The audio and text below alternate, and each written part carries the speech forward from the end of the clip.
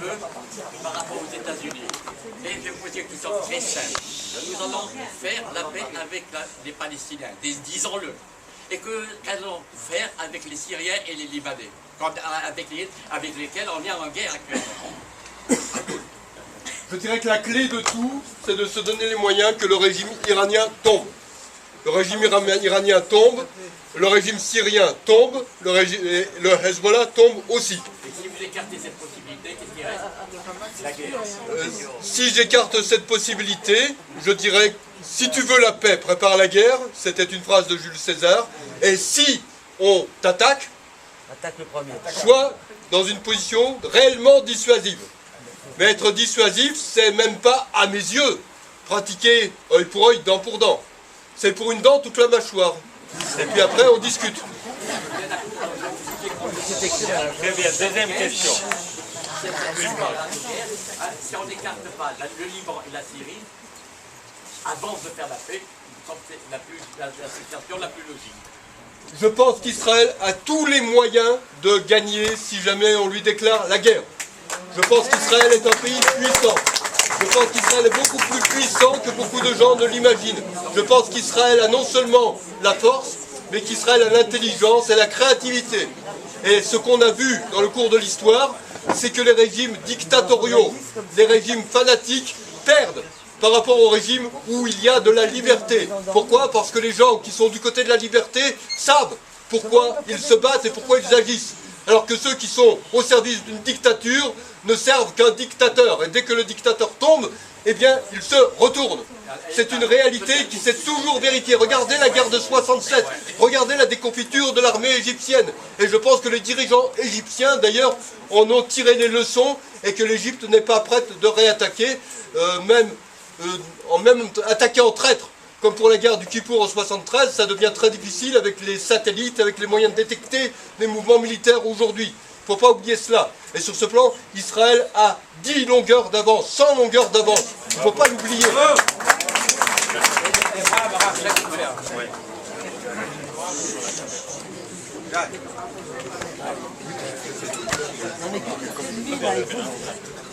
Jacques, on fait comme ça.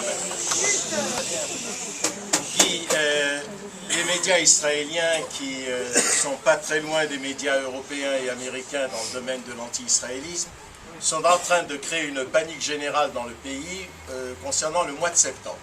Au mois de septembre, l'Assemblée générale des Nations unies va reconnaître la fiction et l'utopie palestinienne et un certain nombre d'Israéliens, nombreux, veulent aujourd'hui voir la loi israélienne s'établir sur la Judée-Samarie, c'est-à-dire une annexion pure et simple, légale, juridique. Quelle serait, à ton avis, la réaction aux États-Unis et en Europe? La réaction en Europe à cette initiative qui, à mes yeux, serait pleinement légitime, serait une hostilité généralisée. Mais l'hostilité européenne, ce n'est pas grave. Oui. L'Europe a tellement de problèmes intérieurs à régler, elle est déjà dans une telle déconfiture qu'elle peut parler, ça n'aura pas d'impact.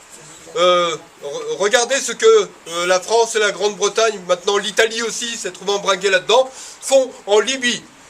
Quand vous n'avez pas l'armée américaine, vous avez affaire aux pieds nickelés.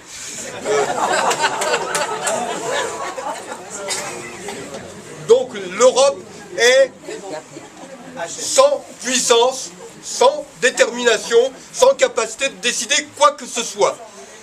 Et je dirais que sur ce plan, il y a un proverbe arabe, mais l'Europe étant de plus en plus arabe et musulmane, ça peut s'appliquer à elle. Les chiens aboient, la caravane passe. Donc les chiens européens peuvent aboyer. Ça n'est pas grave, ça n'est pas déterminant. Ce sont des chiens castrés.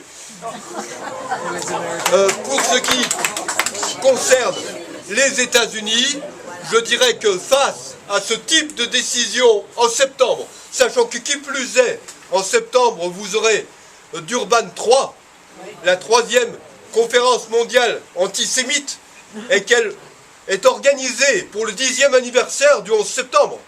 C'est d'une indécence absolue. Dans ce contexte, je pense que l'administration Obama pourra parler, elle sera à 1 an de l'élection, mais je pense que le peuple américain comprendrait parfaitement la décision d'Israël à condition qu'elle soit expliquée. Et ça, c'est ce qui doit être fait et ce qui devra être fait impérativement. Je pense que les dirigeants israéliens doivent s'adresser au peuple américain au-delà de pantins gauchistes et islamistes ou pantins des islamistes. Vous pouvez mettre les mots dans l'ordre que vous voulez, façon Obama. Vous allez dans l'Amérique profonde, l'Amérique réelle, celle qui commence à 20 km. C'est d'ailleurs Netanyahou qui a dit cela une fois, celle qui commence à 20 km de New York et qui s'achève à 20 km de San Francisco, ce sera compris. Dans cette Amérique-là, on sait parfaitement qu'est-ce que c'est qu'une démocratie, qu'est-ce que c'est qu'un régime totalitaire. On sait parfaitement ce que c'est qu'un terroriste. On sait parfaitement ce que c'est que la liberté. Donc si Israël parlait dans ces termes, je pense que ce serait compris. Et je pense que c'est ce qui doit être fait. Et d'ailleurs, quand je disais qu'il y a des possibilités pour Israël d'agir, je pense qu'Israël devrait sortir d'une posture défensive aussi rapidement que possible. Je pense qu'Israël devrait adopter une position offensive. Qu'est-ce que j'entends par là? Non pas mener la guerre, mais simplement dire l'histoire c'est celle-là. Et ce n'est pas la falsification de l'histoire que vous essayez de nous faire avaler. Montrez-moi où était le peuple palestinien dont vous me parlez en 1948. Et qu'est-ce qu'ils appellent la Nakba? C'est l'impossibilité, l'échec, la faillite pour eux d'avoir tué l'ensemble du peuple israélien, l'impossibilité d'avoir réalisé une seconde Shoah 3 ans après l'autre. C'est cela qu'ils appellent la Nakba. Eh bien tant mieux qu'ils restent dans leur Nakba et qu'ils y croupissent. Si c'est cela qu'ils veulent. On commence comme ça. Ouais. Monsieur.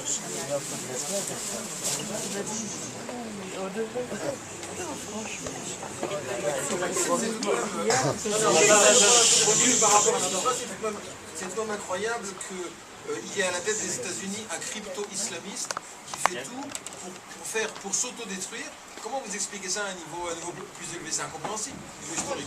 Qu'à la tête des États-Unis, il y a quelqu'un qui fasse tout pour s'autodétruire et que personne ne refuse ça aux États-Unis. Vous pouvez, je pense que Barack Obama s'est donné une mission et que d'autres gens lui ont donné une mission. Et une semaine, même pas une semaine, 5 jours avant d'avoir été élu, il a fait un discours qu'on aurait dû prendre au sérieux.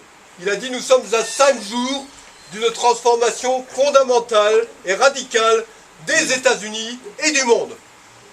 Alors beaucoup de gens se sont dit, il parle dans l'enthousiasme. Je ne pense pas qu'il parlait dans l'enthousiasme. Je pense qu'il disait le fond de sa pensée. Je pense que la mission que se donne Barack Obama, c'est d'affaiblir les États-Unis et d'inverser la doctrine traditionnelle des États-Unis qui avait été rendre le monde plus sûr pour la démocratie en disant: il s'agit de rendre le monde plus sûr pour les dictatures et pour les anti-occidentaux. Et je pense que sur ce plan, Barack Obama veut un monde apaisé, mais à la façon dont Lénine aurait pu vouloir un monde apaisé. Ces gens-là peuvent vouloir aussi un monde apaisé, mais simplement leur conception d'un monde apaisé n'est pas du tout celle que nous pouvons avoir. Mais ces gens-là peuvent avoir des idéaux, entre guillemets, et ils en ont, et ils les suivent. Dans le livre que j'ai consacré à Barack Obama, il y a un chapitre qui tourne autour de Saül Alinsky, qui a été le grand maître à penser de Barack Obama. Il faut lire Saül Alinsky, qui est le principal maître à penser de l'extrême gauche américaine, et qui a écrit un livre qui s'appelle Rules for Radicals, règles pour l'extrême gauche, règles pour les radicaux. Et dans ce livre, tout ce que fait Barack Obama aujourd'hui est expliqué. Barack Obama suit le programme, et ce n'est pas étonnant qu'il suive le programme.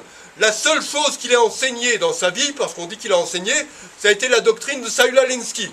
Quand vous avez une photo de Barack Obama enseignant, ce Barack Obama enseignant, il est montré devant un tableau sur lequel il y a un schéma, et ce schéma est un schéma qu'on trouve dans Rules for Radicals de Saül Alinsky. Beaucoup de gens n'ont pas été jusque-là, beaucoup de journalistes ne sont pas curieux, beaucoup de journalistes en France ont changé de religion et sont devenus obamistes d'un seul coup, obamistes pratiquants en 2008, et depuis ils ne se sont pas convertis à une autre religion, ils restent obamistes pratiquants. Donc je dirais qu'avec les gens qui sont complètement enfermés dans un dogme, il n'y a pas de possibilité de discuter. Puis les croyances, ça ne se discute pas. Donc ce sont des gens qui sont imperméables à la connaissance. Alors je dirais que l'avantage d'une vraie religion, c'est qu'elle donne des valeurs éthiques. L'inconvénient d'une religion comme l'obamisme, c'est qu'elle donne l'inverse des valeurs éthiques. Justement, dans la même veine, tout ce que vous savez sur Obama, d'autres le savent aussi, notamment les républicains, et notamment le peuple américain qui est fondamentalement chrétien, fondamentalement religieux dans ce sens. Donc, j'ai du mal à suivre votre pensée et à accepter que Obama arrive de façon aussi intense à tromper son monde, à tromper les 250 millions d'Américains en leur faisant penser que c'est un bon chrétien et qui lutte pour la paix. Donc, est-ce que c'est une conspiration pan-américaine ou bien est-ce qu'il y a une autre façon de concevoir cette action d'Obama qui, notamment, exprime quelque chose peut-être de plus profond, c'est qu'effectivement ce conflit islamo-juif, et non seulement israélo-palestinien, ce conflit est insupportable pour le peuple. Après avoir vécu la Deuxième Guerre mondiale, le monde, et notamment le monde européen, ne supporte plus qu'il y ait des États-nations, ne supporte plus qu'il puisse y avoir des conflits de frontières et aspire à une autre conception d'une paix mondiale. Et Obama semble être le porte-parole de cette conception et c'est pour ça qu'il est tellement applaudi autant en Europe qu'aux États-Unis. La question. Alors, justement, sur la base de vos connaissances, et que les autres savent, et notamment lorsqu'on sait l'agressivité des électeurs, enfin des candidats américains les uns avec les autres, pourquoi aucun candidat républicain ne se lève et dit tout ce que vous venez de dire? Et si vous regardez les discours qui sont tenus aux États-Unis, si vous avez des gens qui disent exactement ce que je suis en train de dire, vous avez des gens qui ont organisé toutes les réunions des Tea Parties. Et si vous êtes allé dans ces réunions, j'y suis allé. J'ai fait des conférences pour les Tea Parties à différents endroits. Vous avez affaire à des rassemblements très vastes de gens qui représentent toutes les couches de la société américaine. Et non pas, comme on le dit de manière caricaturale dans des journaux, des racistes d'extrême droite.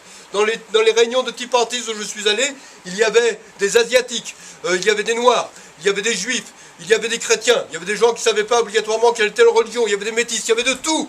Il y avait des gens qui étaient inquiets pour l'avenir de la société américaine et qui pensaient que Obama était en train de la détruire. Et le mouvement des Tea Parties, il a débouché sur la victoire d'un nombre important de candidats à la Chambre des représentants et au Sénat. Et la Chambre des représentants a basculé. L'inversion des résultats électoraux qu'il y a eu à l'automne 2010 a été la plus forte depuis les lendemains de la Seconde Guerre mondiale. C'est quelque chose qui doit être dit. Si le Sénat n'a pas basculé, c'est parce qu'il y a eu un renouvellement que d'un tiers des sénateurs. C'est comme cela que sont organisées les élections américaines. Il y a un renouvellement de l'intégralité de la Chambre des représentants tous les 2 ans, et il y a un renouvellement d'un tiers du Sénat. Mais la grosse majorité que les démocrates pouvaient avoir a disparu au Sénat. Et je pense que le mouvement va continuer. Parce qu'on n'en parle pas tellement à l'extérieur des États-Unis, mais les Tea Parties sont toujours actives actuellement au sein des États-Unis. Elles se mobilisent quand il s'agit de se mobiliser. Et je retourne aux États-Unis au mois de juin, je vais faire aussi des conférences encore. Et ça va continuer, mais je ne suis pas le seul.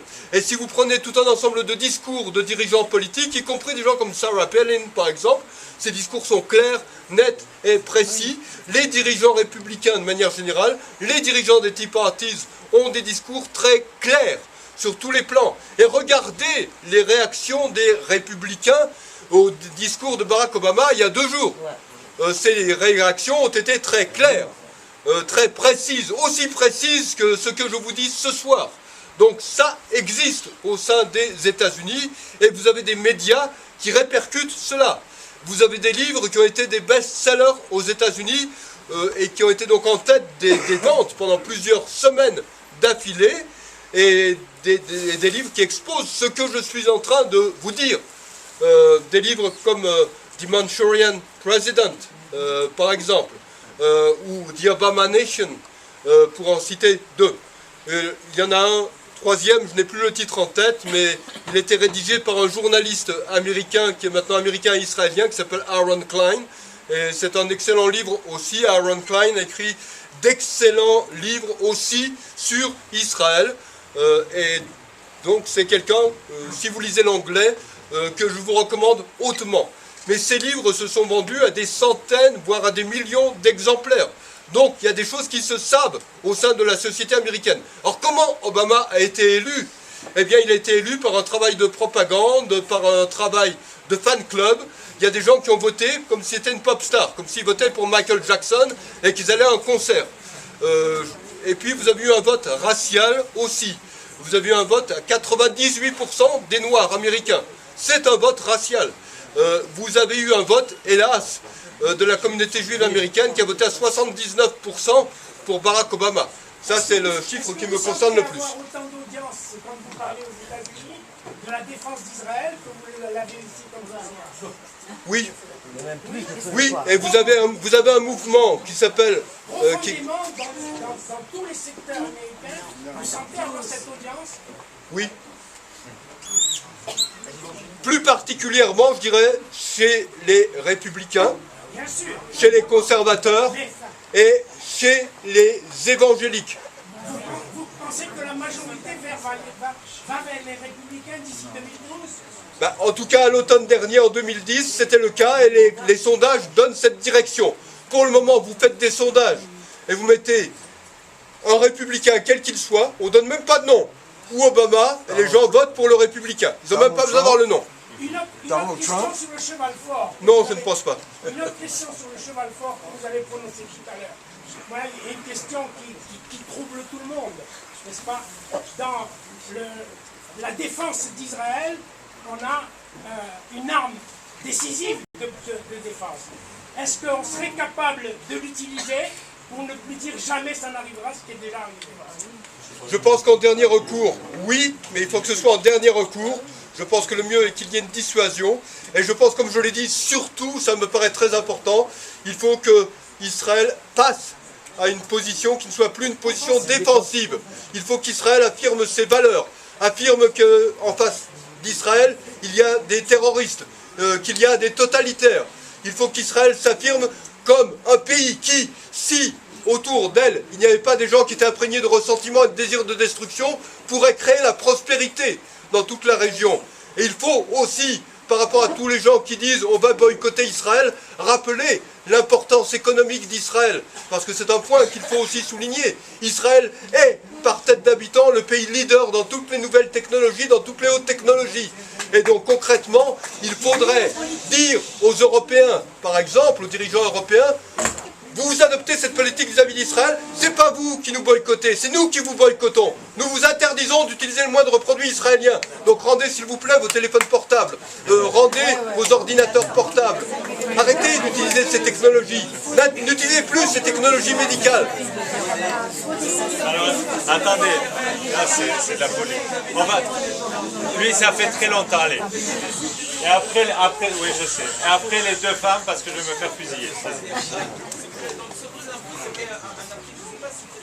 On n'entend pas. On n'entend rien. Je répercuterai sur ça. Je vais donner plus de voix, ça, d'accord. Donc sur Dreux Info, il y avait un article que vous avez certainement écrit, je suppose que c'est vous en tout cas, qui émettait l'idée d'une conspiration, d'un complot avec la crise économique qui a amené Barack Obama au pouvoir.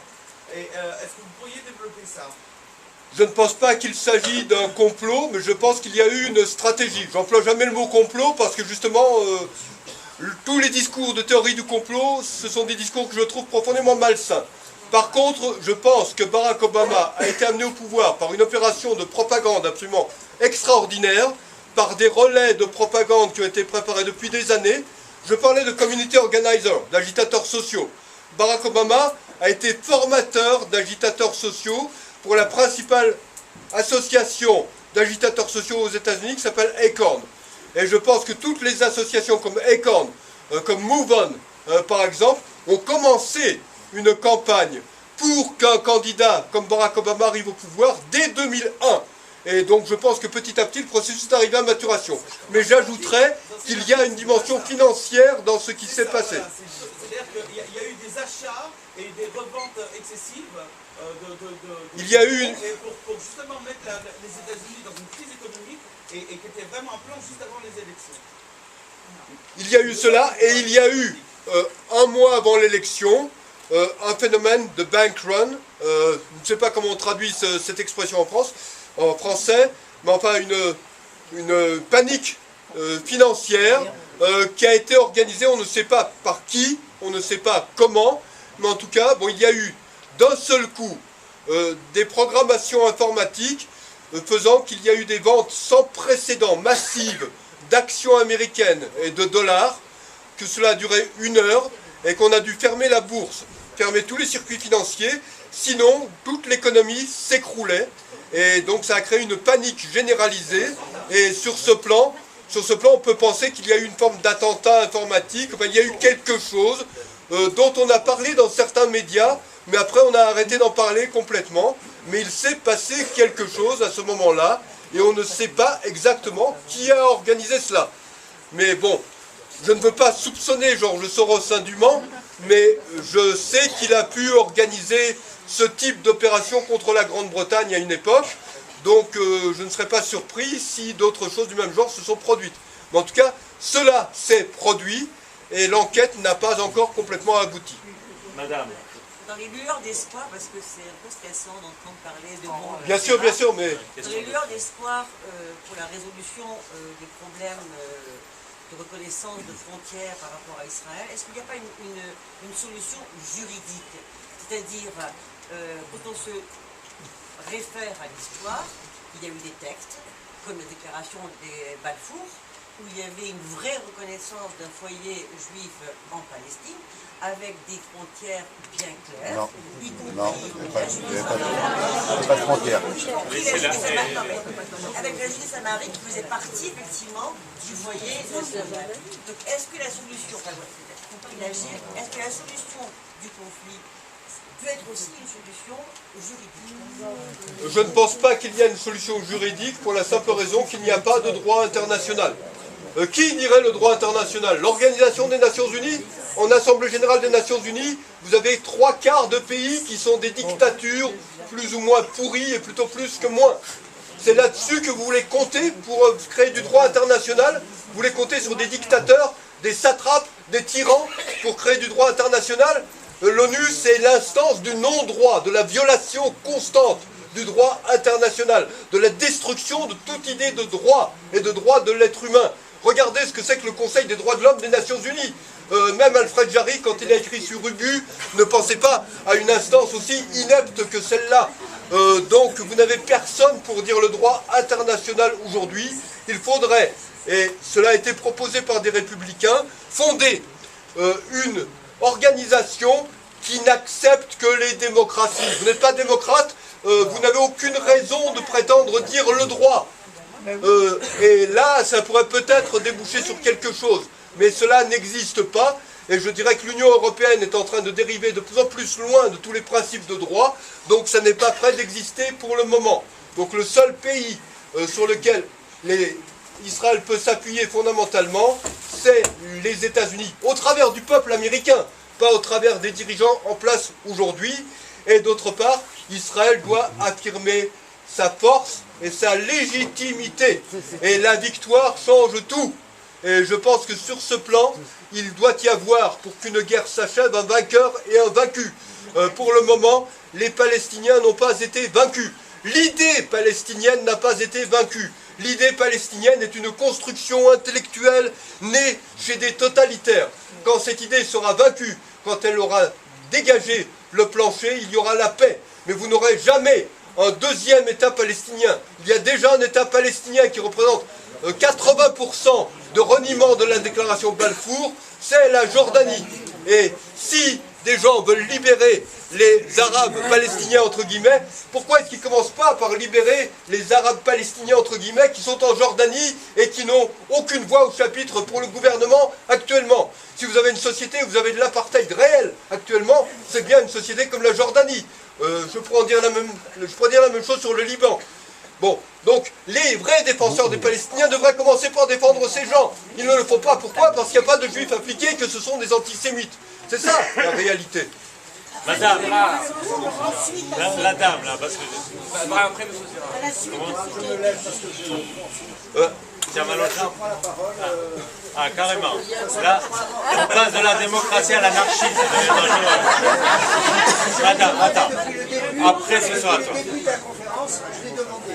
J'en suis encore là. Voilà, je me fais des ennemis. Juste deux petites questions, très rapides. Une.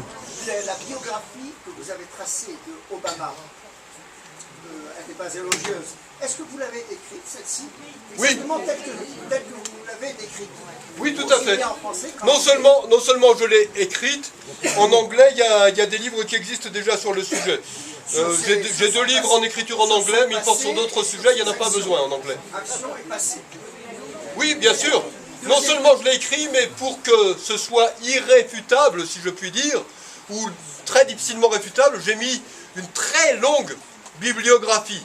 Donc je dirais que ceux qui ne veulent pas voir sont des gens qui se crèvent eux-mêmes les yeux.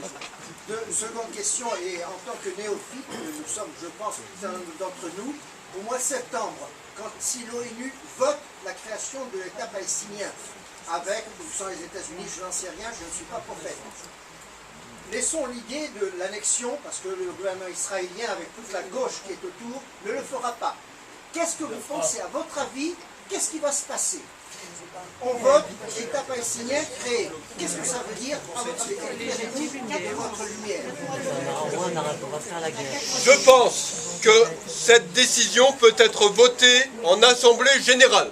En Assemblée Générale, vous pouvez faire voter les textes les plus grotesques, les plus ignobles, ils seront votés. Même plus un texte est ignoble, plus il va susciter l'enthousiasme. C'est une assemblée qui accueille avec enthousiasme des gens comme Ahmadinejad. Il ne faut pas l'oublier. Pour le Conseil de sécurité, je pense qu'il sera très difficile à Barack Obama de ne pas mettre son veto. Alors s'il jamais il ne mettait pas son veto, je pense que là, il devra arrêter sa campagne électorale tout de suite. Il n'aura plus une seule chance d'être réélu. Donc je pense qu'il va mettre son veto et demander à Susan Rice de mettre son veto. Mais ce qui se passera après, et c'est extrêmement dangereux, c'est pour cela qu'Israël doit être vigilant et offensif rapidement, c'est que les pays européens peuvent parfaitement dire « Nous avons voté, nous avons reconnu l'État palestinien dans les frontières de 67 ». Donc, tout Israélien qui vivrait en dehors du territoire, qui n'est pas le territoire de 67, entre guillemets, sera considéré comme étant quelqu'un qui est dans l'illégalité et qui peut être arrêté sur le sol européen. Donc faites très attention à cela. Je pense que les pays européens sont beaucoup plus sournois que vous ne pourriez l'imaginer. Et c'est pour cela qu'Israël devra se donner les moyens de réagir. Mais sans cela, Israël n'a pas à réagir autrement. Ce qui peut se passer, c'est que les Palestiniens peuvent enclencher un mouvement offensif. Donc par rapport à ce mouvement offensif, ce sera à Israël de réagir immédiatement et d'une manière dissuasive. La dame là-bas, qui là-bas, Ah, ouais, Vas-y, madame. J'ai deux questions à vous poser. Oui. Depuis le début de la soirée, c'est moins des questions politiques. Depuis le début de la soirée, on est tous là. Enfin, moi, personnellement, j'ai beaucoup de plaisir à vous entendre parler parce que vous allez vraiment dans le sens de nous tous, je pense. Mais j'aimerais savoir, d'abord, la première question, comment vous êtes venu comme ça? Ça veut dire, c'est pas depuis le début que vous êtes levé, vous avez dit c'est pas juste, c'est pas... Qu'est-ce qui a été le facteur déclencheur qui fait que d'un jour vous avez dit mais c'est pas normal ce qui se passe, c'est pas normal que toute la communauté... Enfin, le discours que vous tenez maintenant, vous l'avez pas tenu toute votre vie? Ça fait pas mal de temps que je le tiens. Et simplement... Il y a quelque chose qui a déclenché. Vous avez dit au début de la soirée, je suis pas juif, j'ai aucun rapport. Non. Il y a quelque chose qui a déclenché. Je vais vous répondre en plusieurs fois. Ça fait partie des sujets que je n'ai pas abordés dans mes livres en langue française pour le moment. Mais la première fois que je suis venu au Proche-Orient, j'y suis venu parce que je travaillais dans les milieux du cinéma à l'époque et je connaissais Jean-Luc Godard. Et à l'époque, il était à la tête d'un groupe qui s'appelait le groupe Dziga Vertov.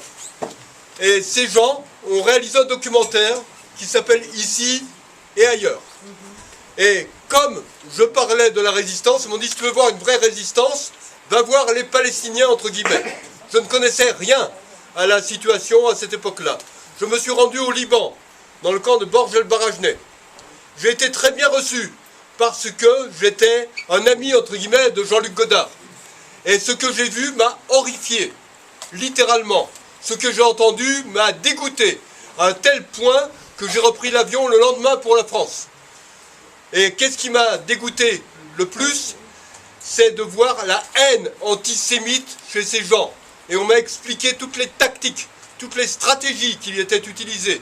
On a voulu me donner un exemplaire de Mein Kampf en français. On a voulu me montrer un entraînement de ce qu'ils appelaient à l'époque, je ne sais pas s'ils l'appellent toujours, les H-balles, lionceaux. Et on les montrait s'entraînant devant les parents en train d'égorger des juifs. Voilà, c'est ça, je l'ai vu en 70 ou 71, je ne sais plus l'année, si c'était après Septembre Noir, c'était quelques mois après Septembre Noir, quand le sud du Liban était en train de devenir Fataland. Bon, je suis rentré en France. Par honnêteté, j'ai voulu parler autour de moi de ce que j'avais vu. Je me suis fait traiter de tous les noms. On m'a demandé si j'étais juif. On m'a posé tout un ensemble de questions de ce genre-là. Donc à partir de là, par honnêteté intellectuelle, par scrupule, par éthique simplement, je me suis penché un petit peu plus profondément sur la question. Et comme j'ai eu de plus en plus d'activités intellectuelles, je me suis dit, si je fais un travail intellectuel, je dois le faire honnêtement, en respectant la connaissance, en respectant une éthique de la connaissance, en respectant les principes de droit et d'éthique qui sont les miens. Si je ne les respecte pas, je dois faire un autre métier. Je ne suis pas un prostitué.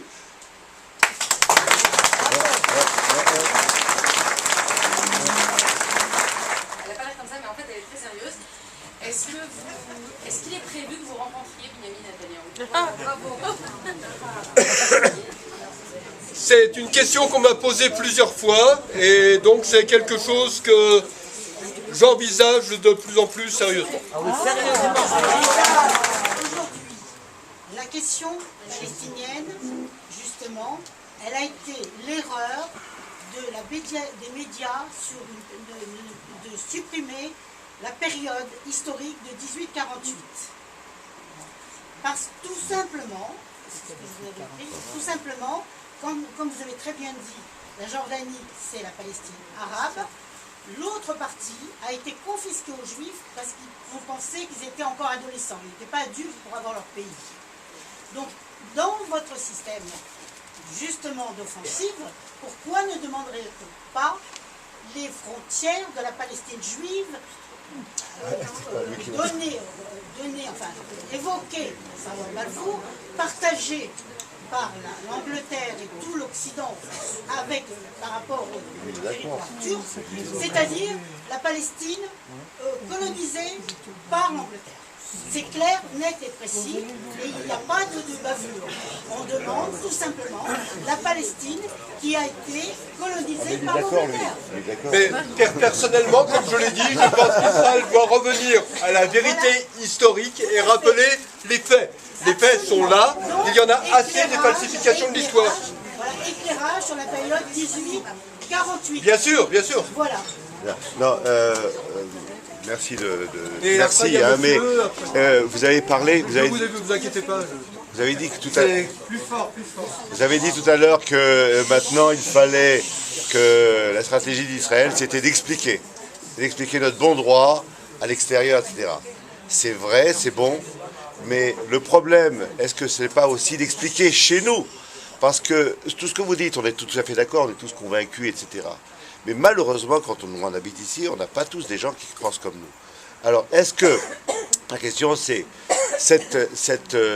puisqu'on a en ce moment un gouvernement à peu près de droite, est-ce que s'il fait une campagne d'explication et de dire quelque part non, et c'est notre droit, est-ce qu'il ne peut pas aussi prendre des risques et le dire vers nous, le peuple israélien, enfin les peuples juifs bien sûr d'Israël, et de le dire la même chose? Ça c'est une chose. Et deuxièmement, toujours dans la même idée, je ne sais pas quel est le gouvernement israélien qui avait dit ce n'est pas important ce que le monde pense.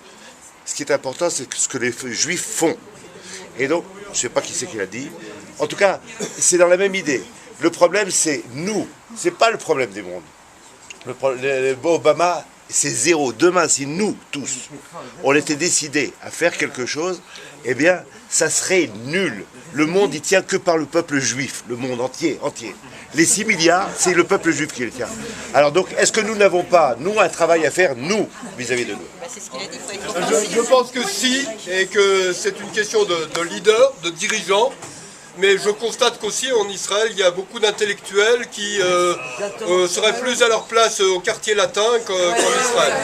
Bravo. L'hypothèse d'une victoire d'Obama, qui ne me ferait pas plaisir, et d'un succès complet des républicains à la totalité du Congrès, c'est-à-dire aussi bien Sénat que Chambre des représentants, comment l'administration américaine peut-elle à ce moment-là appliquer ou non sa politique étrangère? Quels sont les freins qu'elle rencontrera?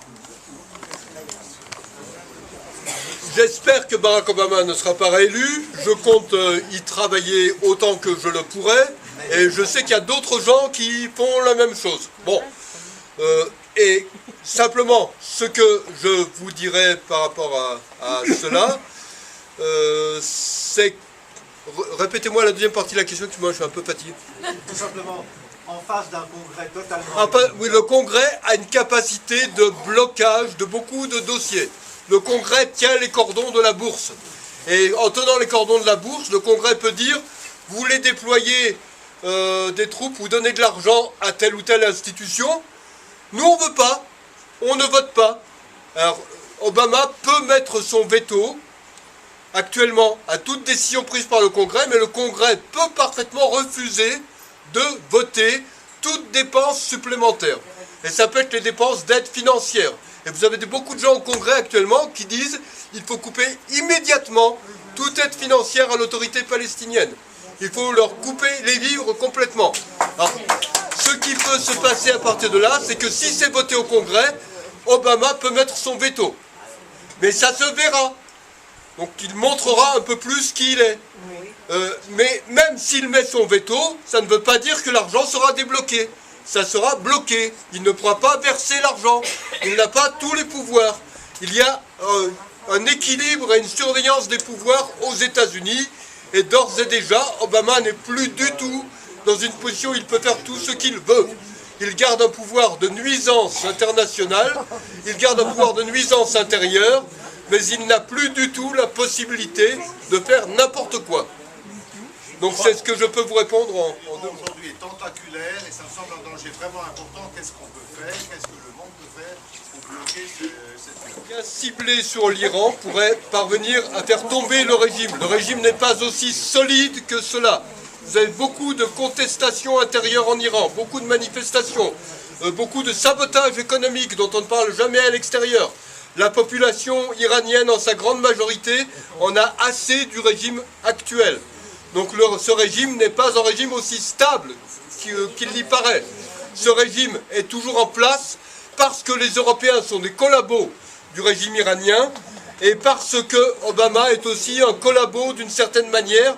Depuis 2 ans, il a laissé l'Iran continuer à faire quasiment tout ce qu'il voulait. Bon, mais je dirais aussi qu'il faudrait qu'il y ait beaucoup de petits Stuxnet qui soient dirigés en direction de l'Iran. Et donc il y a des possibilités d'utiliser l'intelligence pour parvenir à certains résultats. Alors je ne sais pas qui a inventé Stuxnet, hein. Je ne dirais surtout pas que ce sont des Israéliens. On ne veut pas savoir. Mais c'est très bien. J'espère que oui. Question. J'espère. Aux révolutions arabes. Oui. Oui. Les frères musulmans sont à la porte de ces révolutions, c'est vrai, mais on n'a pas vu, comme on aurait pu s'y attendre, des manifestations anti-israéliennes, anti-sionistes, etc. Comment est-ce qu'on l'explique? Ils ont faim. Comment on l'explique? Est-ce que c'est pas un petit peu encourageant? C'est-à-dire, est-ce que ça ne veut pas dire quelque part que peut-être les peuples arabes qui nous entourent en ont un peu marre de ce problème palestinien qu'on leur rabâche depuis pour les orienter vers autre chose que leur problème? Donc, est-ce que c'est pas un petit peu quelque chose qui est analysé? Comment vous l'analysez? Je pense qu'actuellement, on assiste à un effondrement du monde arabe. Je pense que le monde arabe est dans une situation de croissance démographique explosive, exponentielle, et que c'est un monde qui a une économie qui ne suit pas sa démographie. Donc je pense que la situation va devenir encore plus chaotique dans les années à venir et que les pays arabes auront beaucoup à s'occuper d'eux-mêmes sur un plan intérieur avant de s'occuper d'Israël. Alors ça ne veut pas dire que la haine d'Israël a disparu, ça ne veut pas dire que l'antisémitisme a disparu. Il est toujours omniprésent dans ce monde-là. Mais simplement, quand on a faim, on pense d'abord à essayer de trouver des moyens de manger avant de penser à tuer les autres. Donc sur ce plan, je peux vous dire que la faim va se développer dans le monde arabe. C'est aussi une bonne nouvelle. À la limite, ces gens-là vont devoir commencer à penser à ce que c'est que produire. Parce que pour le moment, dans le monde arabe, on ne sait pas ce que c'est que produire. On ne sait pas ce que c'est que créer des entreprises. Dans l'ensemble du monde arabe, vous avez des pays très pauvres où on produit à peu près rien, et des pays où on produit du pétrole parce que ce sont des Occidentaux qui ont foré et qui ont trouvé le pétrole. Et vous avez des gens qui vivent de cette rente pétrolière ou gazière. C'est tout ce qu'il y a dans ce monde-là. Et donc ce monde-là est dans une situation de décrépitude préoccupante. Regardez le niveau intellectuel, le niveau culturel des pays arabes. C'est absolument consternant. Vous avez plus de livres qui paraissent en 1 an en Israël que vous n'en avez qui paraissent dans 5 ans dans l'ensemble du monde arabe. C'est un monde qui a une incuriosité intellectuelle absolument effroyable. C'est un monde où on apprend par cœur le Coran et on ne fait à peu près rien d'autre intellectuellement. C'est un monde dans lequel vous avez des millions d'analphabètes. Pourquoi est-ce que les manifestations que vous aviez à Alexandrie ou au Caire n'étaient pas représentatives de la population? Parce qu'à Alexandrie ou au Caire, vous avez des gens qui ont accès à Internet et au téléphone portable. Mais vous allez dans l'Égypte profonde, ce sont des gens qui ne savent même pas ce que c'est qu'un téléphone tout court. Alors ne parlez pas d'un téléphone portable. Et ce sont des gens qui, à partir de là, sont dans une situation terrible. Alors, je dirais d'une certaine manière, humainement, ça me consterne que ces populations soient dans une société qui s'effondre. Mais ce sont des sociétés qui s'effondrent. C'est une réalité qu'on ne veut pas constater, mais qu'il faudrait constater. Et les émeutes, ça a été donc des émeutes de la faim, comme je l'ai dit. Voilà.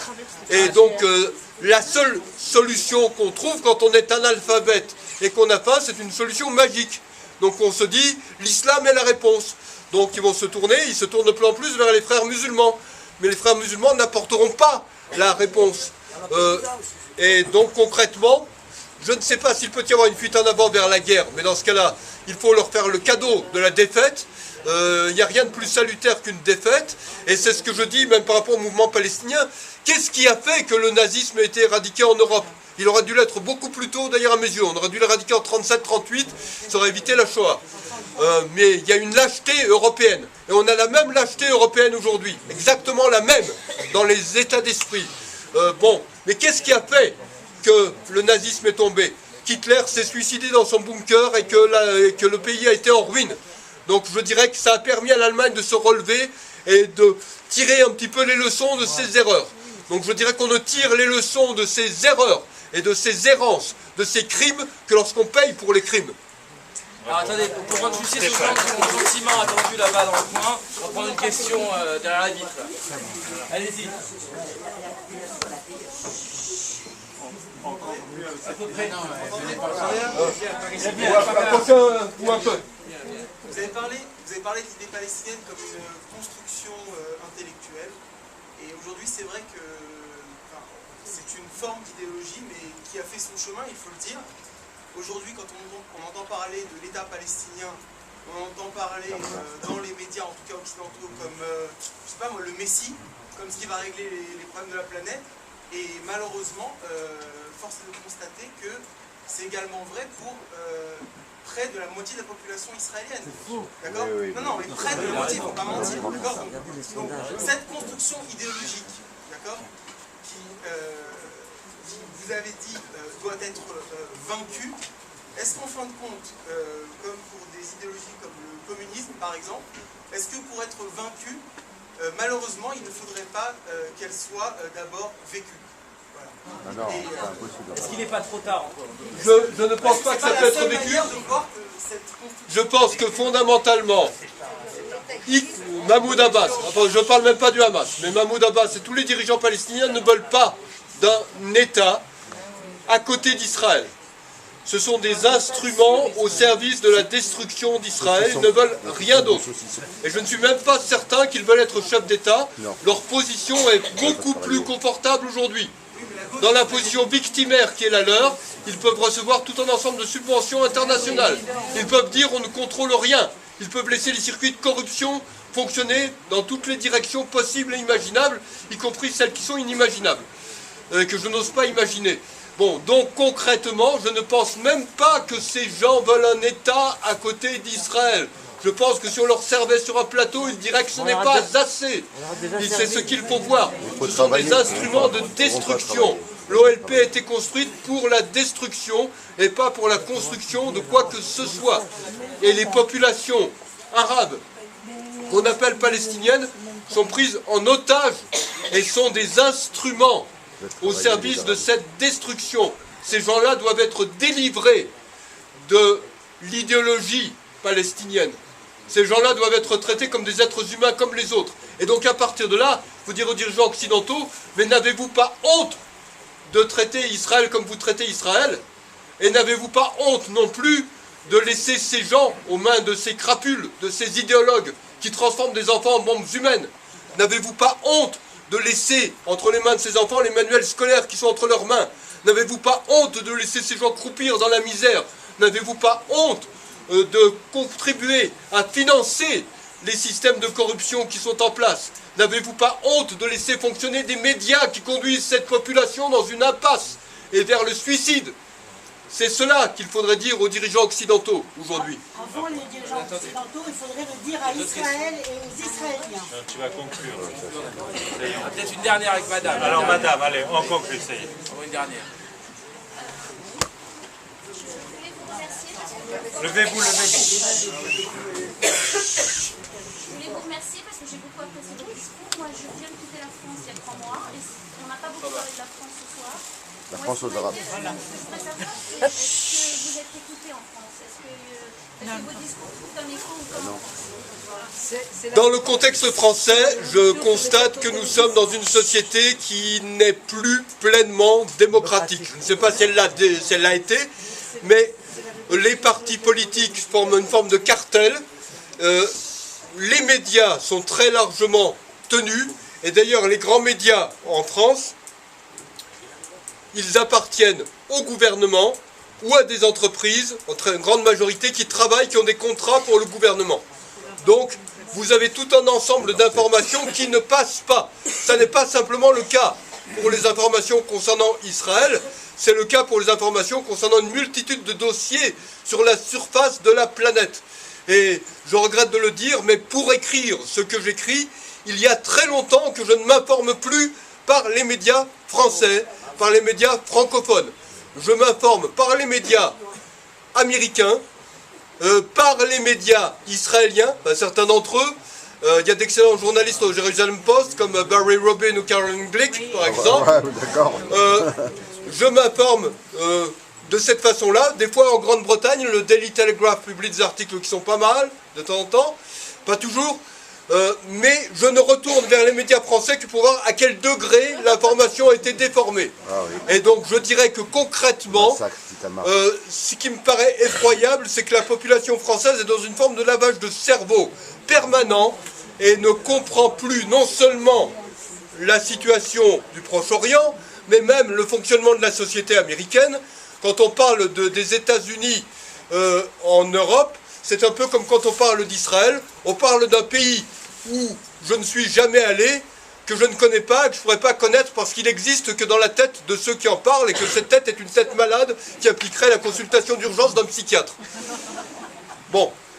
Mais c'est la même chose sur une multitude de dossiers sur la surface de la planète. Donc je dirais que la population française est dans un fonctionnement d'inadaptation au monde. Et ça se retrouve dans le domaine économique. C'est une population qui est devenue hermétique au raisonnement de base de l'économie. Et c'est pour cela que vous avez des mouvements politiques qui peuvent tenir des discours économiques qui relèvent du crétinisme à mes yeux. J'ai une formation d'économiste. Je ne peux pas expliquer le b.a.-ba de l'économie à la plupart des gens. Même à mes étudiants, je dois repartir vraiment au départ, au point de départ. Le b.a.-ba, ils ne le comprennent plus. leur cerveau à 18 ans est déjà lessivé, essoré, et l'université forme en grande majorité des inadaptés sociaux, des gens qui vont se retrouver au revenu de solidarité active ou qui vont devenir eux-mêmes agitateurs sociaux, syndicalistes, ou je ne sais quoi. À certains moments, et je réfléchissais à cela avec Jean-Patrick Grunberg hier soir, qui a repris Druzz.info ou Druzz.fr. Druzz.fr c'est mieux et il faut que ça se développe parce que c'est hébergé aux États-Unis, donc ça échappe aux lois françaises. Je vous le dis entre nous. Bon, et les lois françaises sont des lois effroyables. La justice n'est plus une justice en France. La justice est aux mains du syndicat de la magistrature. J'ai été attaqué en justice et j'ai vu un procureur qui a déclaré « Monsieur le juge, je vous demande de ne pas tenir compte des lois en vigueur ». Depuis quand un procureur peut tenir ce genre de propos? Depuis quelques années dans la société française actuelle. Donc en France, vous avez une police de la pensée générale. Vous avez des médias qui sont très largement tenus. Il n'y a plus qu'une seule émission de télévision qui m'invite encore, et encore à chaque fois qu'elle m'invite, il y a un tombereau d'insultes, de menaces qui arrivent sur le site de l'émission, et vous avez même des courriers qui sont envoyés à la direction des programmes de la chaîne, comme à l'époque où on dénonçait des gens sous le maréchal Pétain. C'est une habitude qui ne s'est pas perdue dans la société française. J'ai été menacé, je reçois régulièrement des menaces physiques, ça me permet d'enrichir mon vocabulaire arabe, de savoir comment on dit sale juif, on va vous égorger, je le sais. L'émission c'est Ce soir ou jamais. Et Frédéric Tadei est quelqu'un que beaucoup de gens me décrivent comme un gauchiste, je dirais, c'est quelqu'un sur la 3, France 3. Frédéric Tadei est un homme honnête et scrupuleux, il fait ce qu'il peut dans le contexte où il est, et ce n'est pas facile. Et d'ailleurs son émission qui était quotidienne va devenir hebdomadaire à partir de l'année prochaine. C'est sa récompense. Allez, merci beaucoup, merci Guy Billière.